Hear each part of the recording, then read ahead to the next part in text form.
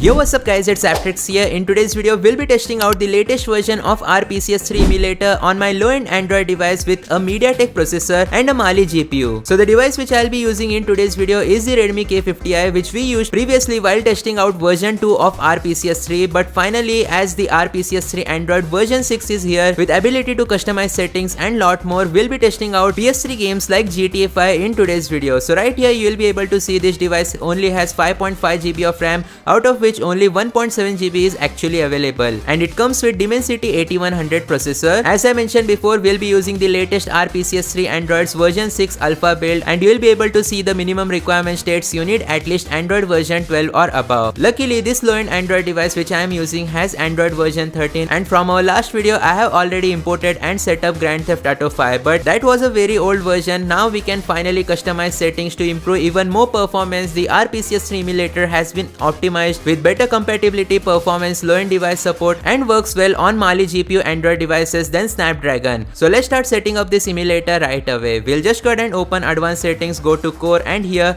PPU decoder, set it to recompiler. Scroll down till you find the preferred SPU threads and make sure to set it to 2. Also make sure to set the SPU block size to safe, and that's about it in the core settings. Afterwards you'll need to go to video, go to Vulkan, and here go to custom drivers and make sure to enable turbo modes, which theoretically should provide us with better performance. Afterwards, in terms of renderer, make sure to always choose Vulkan. Resolution, downscale it so that we get the best amount of performance possible. We'll go with 720 by 480 resolution, so basically 480p resolution. Afterwards, scroll down, make sure to set the shader precision as low. Shader mode, you can set it to asynchronous with shader interpreter. Afterwards, enable write color buffers and read color buffers if you are testing out games like God of War, but in today's video we'll disable these two options because we'll be testing out only Grand Theft Auto 5. Stretch to display area, make sure to enable this option. By the way, if GTA 5 doesn't work, we'll be testing out Dragon Ball. So hope you guys watch the video till the end. I am very excited to see how well does our ps3 Android work now that it is way more optimized in the version 6. Anyways, we also get the internet option now, so you can enable internet if you want to, but for today's video we'll keep it disconnected. We also have save state options as well as system configurations, but we don't need to change anything else. We'll just go ahead and go back and start testing out our GTA 5 right away on our low-end Mali GPU Android device.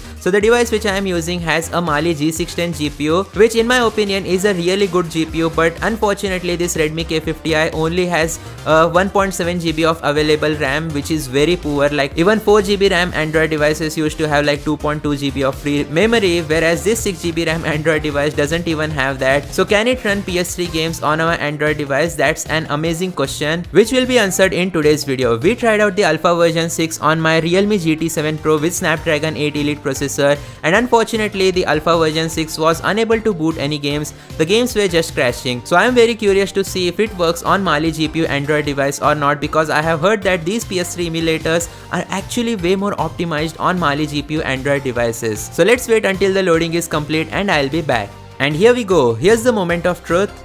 And unfortunately, as you just saw, the game crashed. Now this is an common occurrence which occurs only in the ps3 Android alpha version 6. So what I'll do is upgrade to even newer version of ps3 Android to see if that fixes the issue or not. But before doing that, let me restart the game and let's try out GTA 5 once again. And here we go once again. SPU cache has been completed loading. So will the game start? Nope, it crashes once again. So let me change the version of ps3 emulator and you will be able to see even the entire Android device had crashed.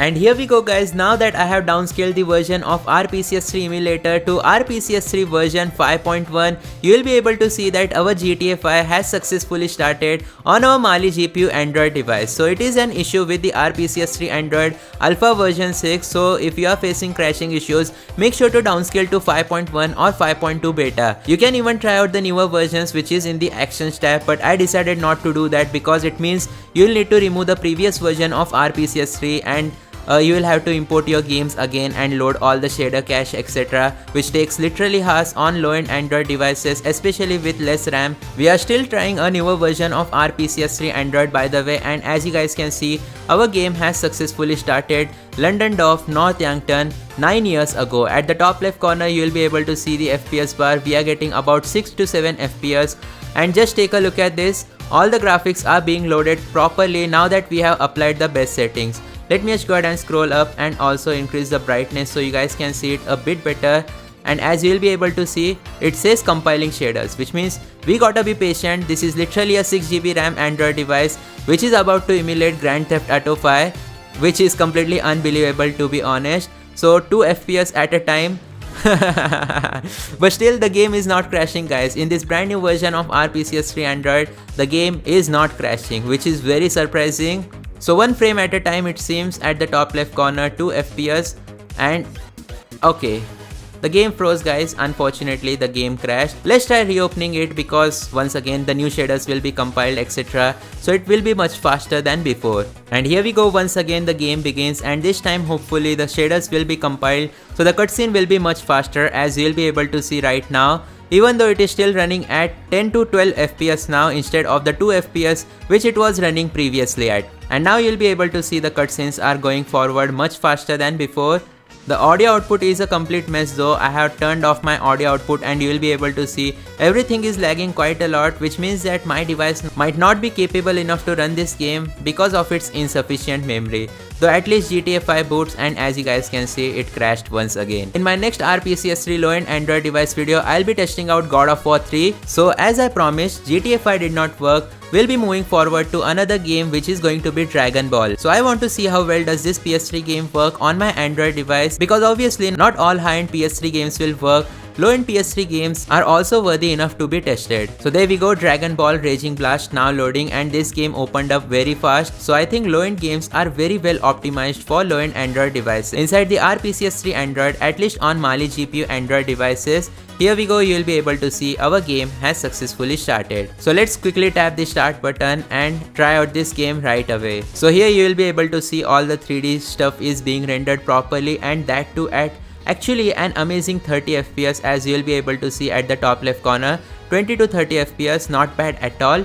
Not expected from the low-end Android device which I am using. So here let's start a versus match. Now we'll select characters, but you will be able to see they are slowly being compiled due to shader compilation.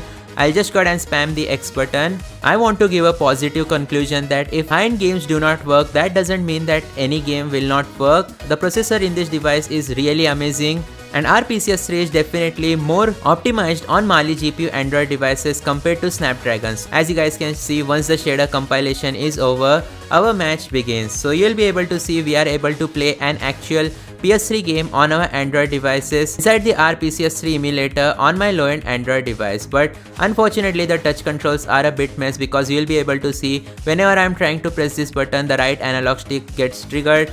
So that is definitely a bit annoying, and I'm unable to press the buttons properly, as you'll be able to see. Nonetheless, we got a hit in there, and that is pretty amazing, I guess. So yeah, do let me know in the comment section down below what do you guys think about emulating ps3 on your low-end Android device. I'll see you guys next time though. Thanks for watching. Goodbye.